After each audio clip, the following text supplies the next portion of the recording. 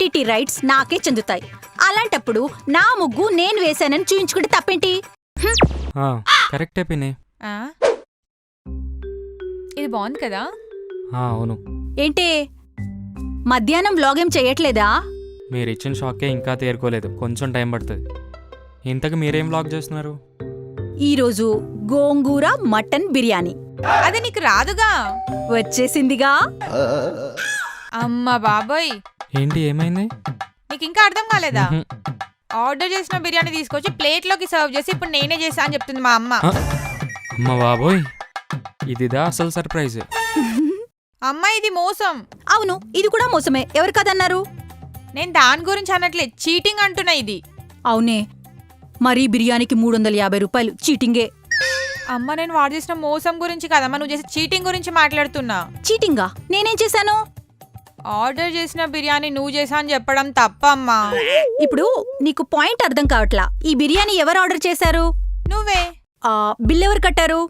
మీరే. టిప్ ఎవరిచ్చారు? నువ్వే. అలాంటప్పుడు ఈ బిర్యానీ మీద టోటల్ థియేట్రికల్. కరెక్టేగా? స్మార్ట్ బాయ్, తొందరగా పైకొస్తావు. థ్యాంక్స్ పిన్ని. 1 మినిట్ ప్రియా. హలో, ఎవరండి? చెప్పండి. ఎవరు ఫోన్లో? Thank you very much. ఎవరమ్మా కాల్లో? ప్రియా, ఎవ్రీ ఇయర్ జరిగే యూట్యూబ్ కంటెంట్ క్రియేట్ అవార్డ్స్ లో ఈసారి నన్ను బెస్ట్ కంటెంట్ క్రియేటర్ వరించిందే. లైవ్ లో అవార్డ్ తీసుకోవడానికి నన్ను ఇన్వైట్ చేశారు Priya. I'm so happy Priya. ఏంటి, నీకు బెస్ట్ కంటెంట్ క్రియేటర్ అవార్డా? ప్రియా, నీకింకా నా రేంజ్ ఏంటో అర్థం కావట్లేదే. నాకు యూట్యూబ్లో 1 మిలియన్ సబ్స్క్రైబర్స్ ఉన్నారు. నాకు ఇన్స్టాగ్రామ్లో 500K ఫాలోవర్స్ ఉన్నారు.